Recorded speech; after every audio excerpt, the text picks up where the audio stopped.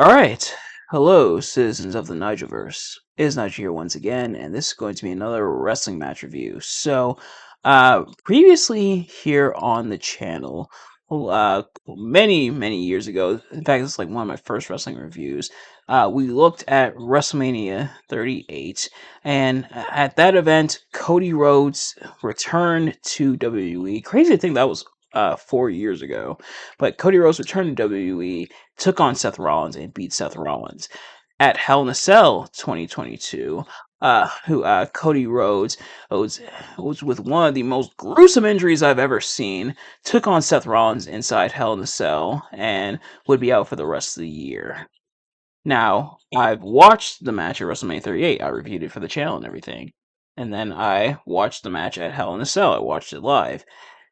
Hey, I have not watched this match yet. That happened in between. So let's go ahead and bridge the gap. I'm of course talking about Cody Rhodes versus Seth Rollins, technically part two, at at WrestleMania Backlash 2022. Remember when it was WrestleMania Backlash? Those were some weird times. But as always, I'm not a professional wrestling reviewer and analyst or anything like that. Just a man who enjoys a good time. It's late. I've already recorded a couple of videos already. But please bear with me. But not professional wrestling reviewer or analyst or anything like that. Just a man who enjoys a good time, and I had a pretty good time watching this match. I'm glad I was finally able to watch this match. Why didn't I watch WrestleMania Backlash when it first came on? I'm not sure actually. Hey, I think I probably had to work or something like that. But I'm glad I watched it now, and I'm glad I was able to experience this match now. So, without further ado, let's get right into it. Now, if you've seen these reviews, man, I cannot talk tonight. If you've seen these reviews of mine before, you kind of already know how this works. There we go. But if you haven't, I'm going to be talking about what I liked and disliked about the match. As for kind of how we got here, like I mentioned, Cody Rhodes came back at WrestleMania 38. He was the mystery opponent to face Seth Rollins. He beat Seth Rollins. And Cody, he came back, stated that he was there to, above all else, win the WWE Championship that his father never officially won. But before that, Seth Rollins,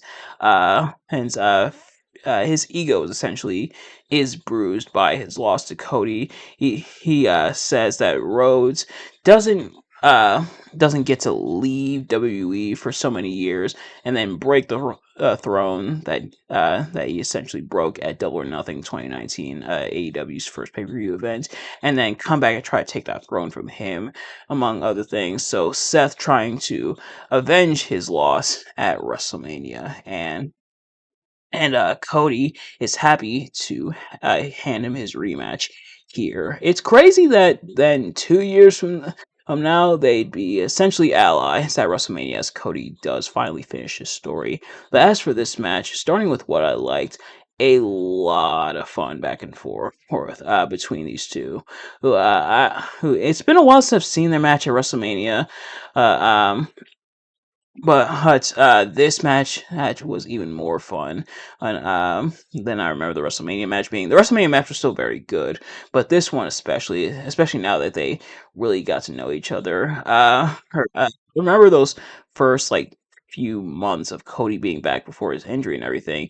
It still did kind of feel like AEW Cody in a way, but eventually, as he would progress further in WWE, he would really. You know, morph into his final form, that being QB1. But as for this match, still a lot of fun action between the two. Just as a lot of good back and forth, a lot of good one-upsmanship, like them trying to have an answer for each other's moves and everything, pulling out a lot of their biggest their biggest moves against each other, including the scramble at the end, before Cody finally puts Seth away with the crossroads. So I think that was very well done. It really puts over how how kind of well these two know each other since their match at WrestleMania, and how much each man has improved, even in just the short window between between WrestleMania and Backlash. It's only taking place not even a full month after WrestleMania, or actually, yeah. So Backlash was May 8th. WrestleMania was April 2nd, April 3rd of 2022. So, um, but even in that short time, how much they've really gone back and forth. And Cody's had matches at this point. He fought The Miz. I think he fought The Miz the night, the Raw after WrestleMania, if I'm not mistaken. Um, but yeah, so to see how much these two have like kind of studied each other, and obviously the best match in this kind of mini trilogy is the Hell in a Cell, obviously because of Cody toughing it out because of that injury. But this was still a really fun match, a really fun, very energetic, very just exciting back and forth, like very little wasted motion between the two, and you really feel the aspect of them really trying to claw and scratch in order to get the victory over each other. Eventually, Cody does get the win after rolling Seth up. After Seth initially rolled Cody up and grabbed the tights, Cody returns the favor and grabs the tights, and that one is successful. So, having it and kind of that surprise roll up, I think, instead of the big flashy move, I think if done right, it can be very much an exciting, like kind of surprise the crowd, but then also excite the crowd in a way. Hey, because as it's a bit unpredictable. They did something similar with Triple H and Shawn Michaels at SummerSlam 2002, and we see it here almost 20 years later, this time at WrestleMania Backlash. Between Cody and Seth. So I think having that might be the end here. I think at the end of the match, I think very well done on in that regard. If I had to find something I disliked about the match, if I had to find something to dislike about the match, I guess I guess I'm sure some people were probably disappointed it didn't end in a definitive move, but not every match ends in a definitive move. But that and Seth unfortunately cannot hit a Phoenix Splash. He's only hit two that I can think of. One on Lesnar and the other on Triple H. Oh, so go figure. But otherwise, still a very awesome, very fantastic match.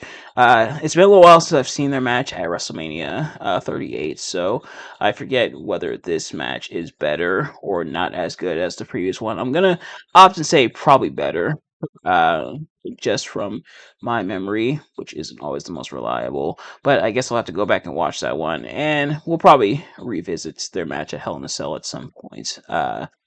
Probably some point this year, I'm not sure. But, ladies and gentlemen, that is going to do it for this review. Thank you all so much for watching. I hope you enjoyed. If you did, please do me a favor. Like, comment, subscribe, share with your friends, and turn those post notifications so you know every single time I upload a video so you never miss an upload. And let me know in the comment section below your thoughts on the match, my review of the match. If you like the match, if you like my review of the match, let me know. Thank you all so much for watching. I will see you guys later. Peace.